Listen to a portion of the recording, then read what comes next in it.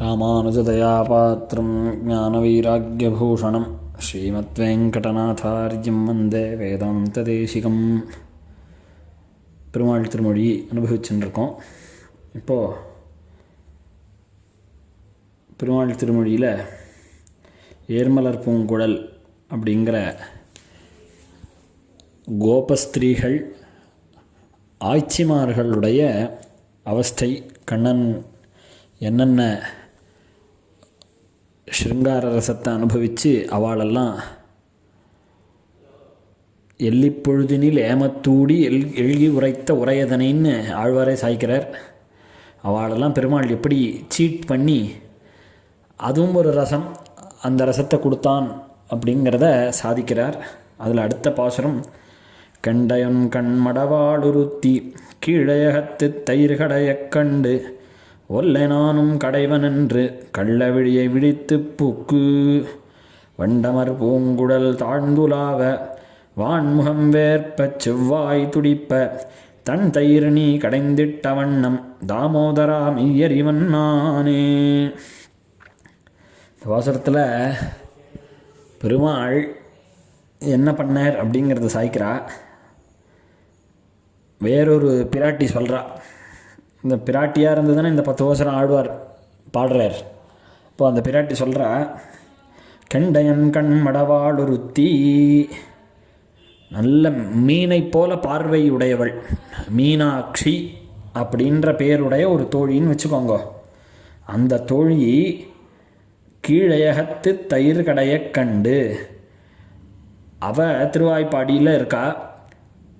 அவ எங்கள் ஆற்றுலேருந்து பக்கத்து ஆற்றுல, எங்கள் ஆற்றுக்கு கீழால் இருக்கக்கூடிய ஒரு ஆற்றுல இருக்கா. அங்கே அவள் தயிர் கடையிறத பார்த்துட்டு நீ என்ன பண்ண, பார்த்துட்ட அவள் தயிர் கடையிறா, சரி நாம் இதுதான் சமயம், அவள் தனியாக இருக்கா, நாம் போவோம் அப்படின்னு சொல்லி கீழையகத்து தயிர் கடைய கண்டு அவள் கடையிறத பார்த்துட்டு நீயும் ஒல்லை நானும் கடைவன் என்று. அவள் தயிர் கடைய கண்டுன்னா தனியாக நின்று யாரான தயிர் கடையலாமான்னு அப்படின்னு கேட்குறானா. தனியாக யாரான தயிர் கடைவாளா? அப்படி தயிர் கடையவே கூடாது, நானும் கூட வந்து தயிர் கடையிறேன். ஒல்லை நானும் கடைவன் என்று, நீ தனியே நின்று தயிர் கடையில் ஒரு காலும் வெண்ணெய் அகப்படாத மாட்டாது. நீ தனியாக நின்று தயிர் கடைஞ்சின்னு இருந்தேன்னு வச்சுக்கோ, ஏன் ஒரு நாளும் உனக்கு வெண்ணெய் கிடைக்கவே கிடைக்காது. நம்ம 2 பேரும் சேர்ந்து ஹார்ட் ஒர்க் பண்ணுவோம், அதில் நாம் வெண்ணெய் உடனே கிடைக்கும். நம்மளுக்கு 2 பேராக பண்ணால் தான் இந்த காரியங்கள்லாம் நடக்கும். ஒருத்தராக பண்ணால் உனக்கு நிறைய டைம் ஆகும், நீ உனக்கு வெண்ணையே வராது அப்படின்னு பெருமாள் வந்து அவகிட்ட சொல்கிறார். இப்போ நான் உன் கூட கடையிறேன், ஒரு க்ஷணத்தில் வெண்ணெய் வருதா இல்லையா பார் அப்படின்னு. சடக்கென வெண்ணெய் படுவது நானும் ஒரு தலை பற்றி கடையிலாய்த்து, ஒரு க்ஷணத்தில் இப்போ நான் கை வச்சு நானும் கடைஞ்சேன்னு வச்சுக்கோங்க, உனக்கு அது கிடச்சிடும் அப்படின்னு சொன்னார் பெருமாள். அப்படி கடைய ஆரம்பித்தோடனே கள்ள விழியை விழித்து புக்கு, பெருமாள் அப்படியே கள்ள விழியாம், திருட்டுத்தனமாக பார்க்குறாராம் அந்த கோபஸ்திரியை. பெருமாளுக்கு கள்ள விழி, அவளுக்கு கெண்டையொன் கண் மடவாள, அவள் மீனாட்சி, மீன் போன்ற கண்ணை உடையவள். அப்போது அவளுக்கு எப்படி இருக்கும்னா, அவள் பார்க்குற பார்வை, செய்யக்கூடிய செயல், மனசு எல்லாம் ஒரே மாதிரி இருக்கும் அவளுக்கு. ஆனால் பெருமாளுக்கு கள்ள விழியாச்சே எப்படி இருக்குன்னா, இவனுக்கு நோக்கொருபடியும் நினைவொருபடியும் சொல்லொருபடியும் செயல் வேறுபடியுமாயிருக்கும். வியாக்கியானங்கள்லாம் சேவிக்கிறச்சே ரசமாக இருக்குது. பெருமாள் பெருமாளுடைய நினைப்பு ஒரு பக்கம் இருக்குது, பார்க்குற பார்வை ஒரு பக்கம், சொல்கிற வார்த்தை ஒரு பக்கம், செயல் பண்ணக்கூடிய வேலை ஒரு பக்கம், என்ன பண்ண போகிறாருன்னு சொல்கிறார் பின்னாடி. அப்போது பெருமாள் இந்த கள்ள விழிங்கிறது பாவம் அந்த கோபிக்கு தெரியல, தயிர் கடையறக்கூடியதான கோபஸ்திரீக்கு. இவன் நோக்காலே எல்லாம் மெய் என்று அவள் விஸ்வசித்தாளாய்த்து. பெருமாள் இப்படி வந்து நமக்கு தயிர் கடைஞ்சி ஹெல்ப் பண்ணுறார், இப்படி நம்மளை பார்க்குறார் வேற. அதனால் பெருமாள் நமக்கு நல்லது பண்ணுறதுக்கு தான் இங்கே வந்திருக்கான் கண்ணன். நமக்கு தயிர் கடைஞ்சி வெண்ணெய் எடுத்து கொடுத்துட்டு போயிடுவான், ஹெல்ப் பண்ணுவான், உபகாரம் பண்ணிவிட்டு கிளம்பிடுவான் அப்படின்னு அவள் விஸ்வாசம் பண்ணிட்டான் பெருமாளை. சரி நம்மளுக்கு ஹெல்ப் பண்ணுறதுக்கு தான் நிஜமாகவே வந்திருக்கான்னு. அதுதான் இல்லை.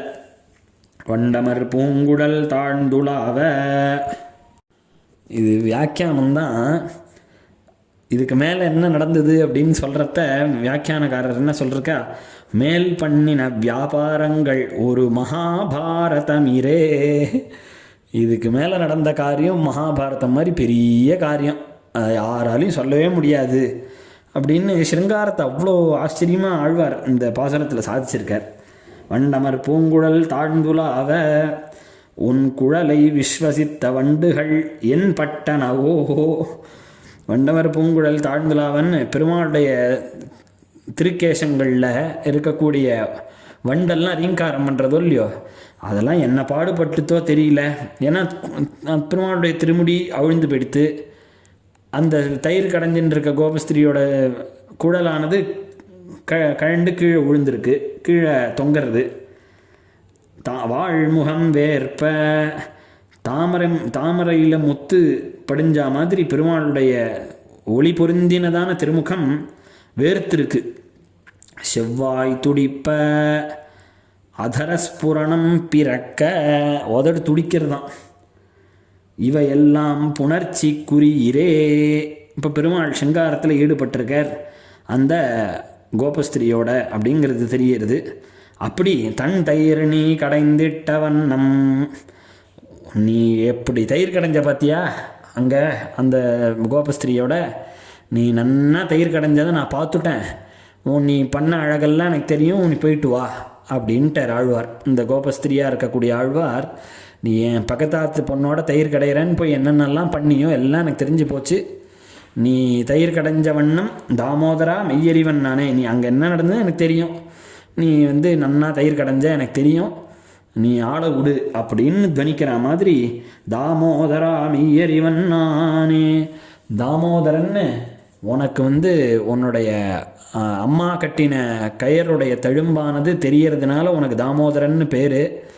ஆனால் இப்போ நீ தயிர் கடைஞ்சதுனால ஏற்பட்ட தழும்பு அதை விட ஜாஸ்தியாக இருக்குது.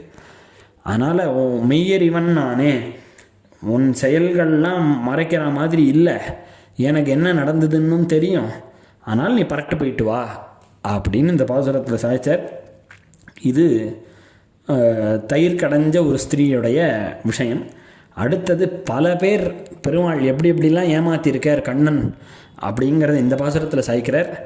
கருமலர் கூந்தல் ஒருத்தி தன்னை கடை கணித்து, ஆங்கே ஒருத்திதன் பால் மருவி மனம் வைத்து, மற்றொருத்தி குறைத்து ஒரு பேதைக்கு பொய் குறித்து, புரிகுடல் மங்கை உருத்தி தன்னை புணர்த்தி அவளுக்கும் மெய்யனல்லை மறுதிருத்தாய், உன் வளர்தியூடே வளர்கின்றதாலுந்தன் மாயைதானே.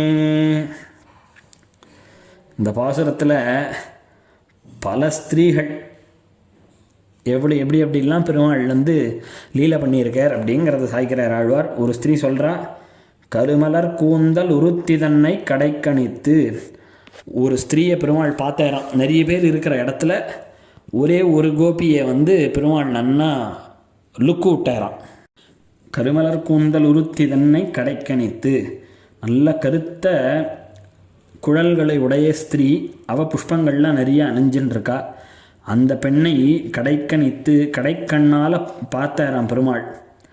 ஆங்கே உருத்தி தன்பால் மறுவிமனம் வைத்து, அங்கே பார்க்குற இடத்துலையே இன்னொரு பெண்ணு, அவள்கிட்ட தன்னோட மனசை செலுத்தினேராம் பெருமாள். ஆங்கே உருத்தி தன்பால் மருவி மனம் வைத்துன்னா, இவள் பக்கலிலே கண் செல்லா நிற்க வேறொருத்தி பக்கலிலே அவளையல்லதறியே நின்னும்படி மனசை அங்கே வைத்து.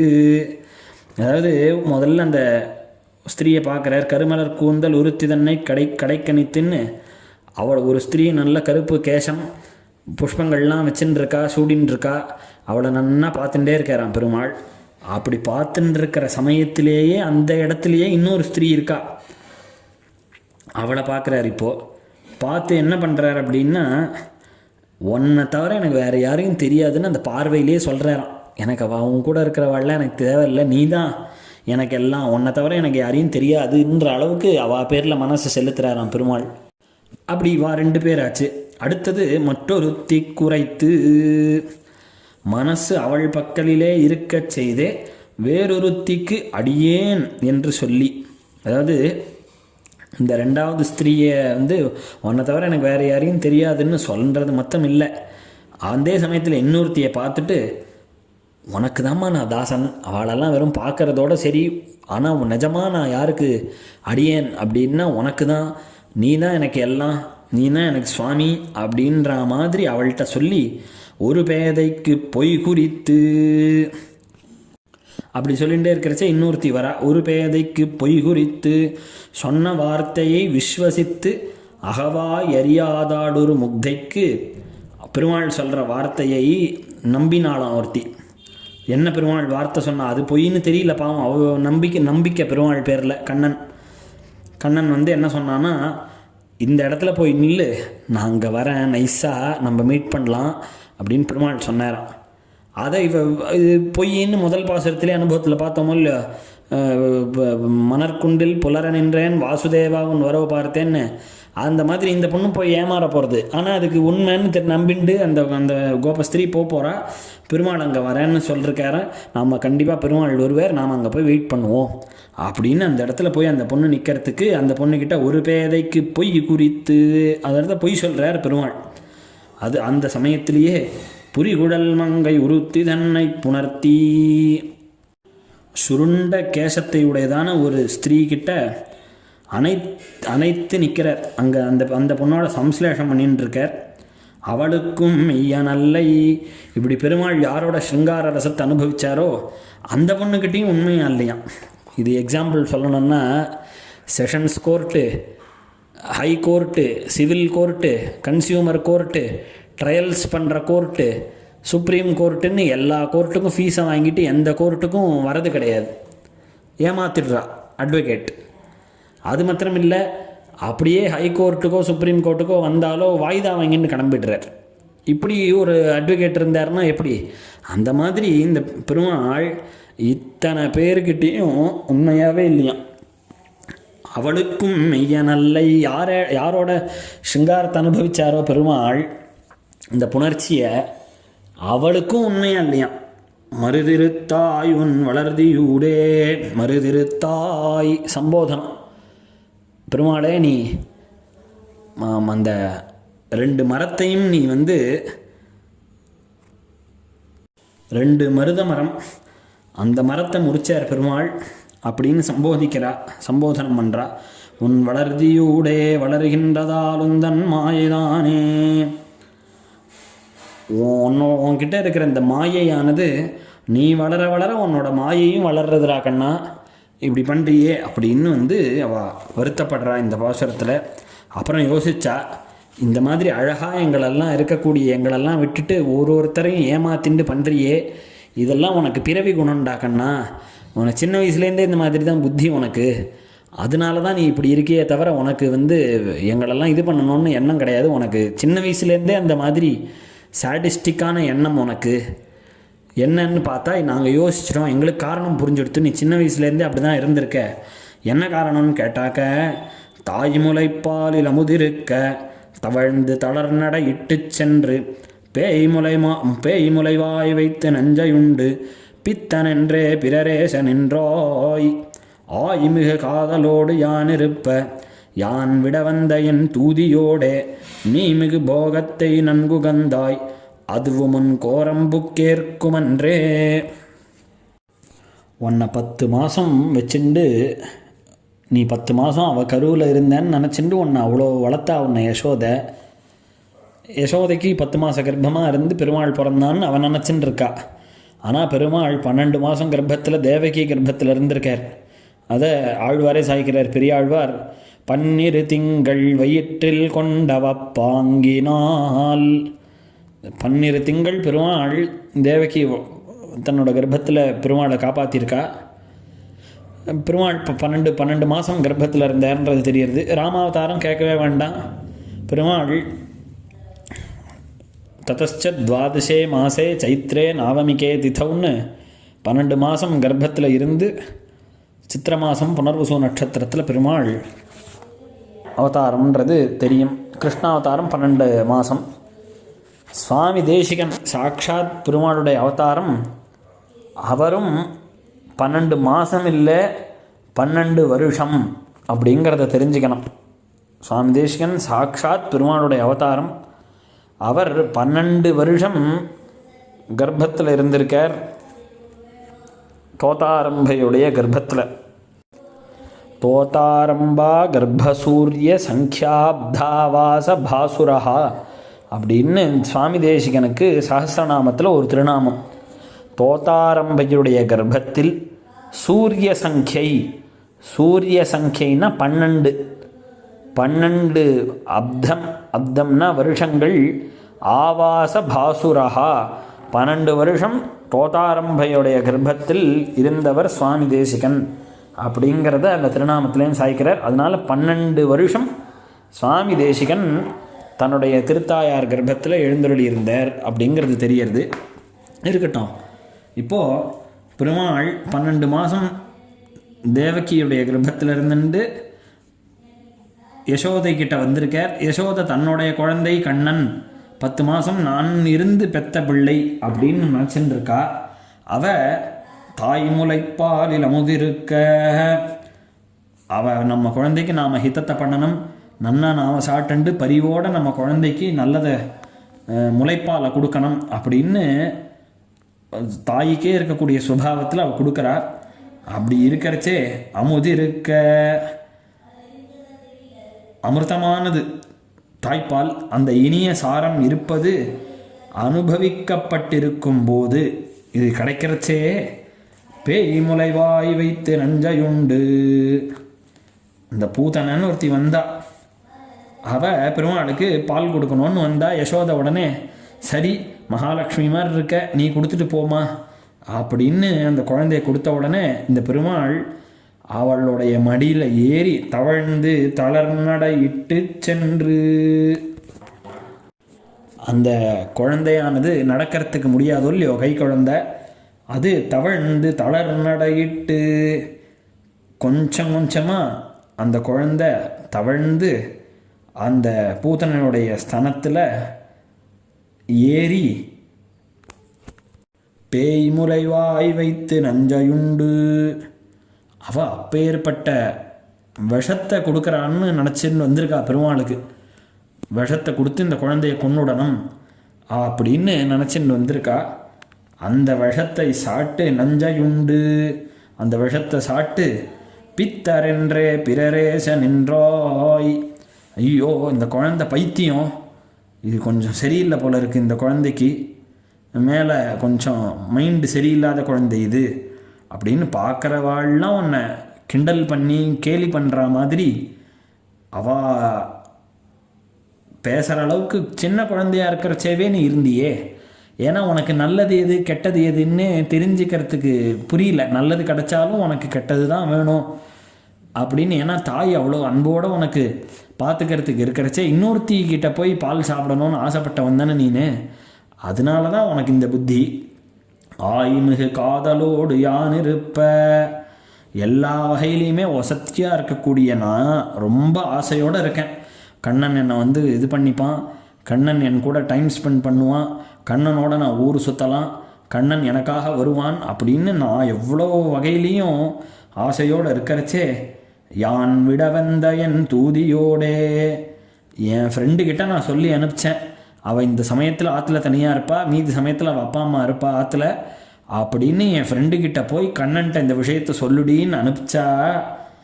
என் தூதியோடே, என் வேலைக்காரி, எங்கள் ஆற்று வேலை பண்ணுறவ அவள், என் ஃப்ரெண்டு கூட கிடையாது.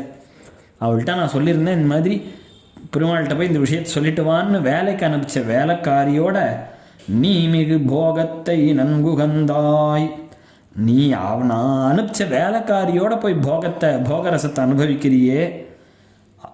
உனக்கு வந்து உன்னை நான் என்னென்னு சொல்கிறது, அதை நான் பார்த்துட்டேன் வேற. நீ அந்த வேலைக்காரி எங்கே அழைச்சிட்டு போய் என்னென்ன பண்ணன்னு எனக்கு தெரியும்.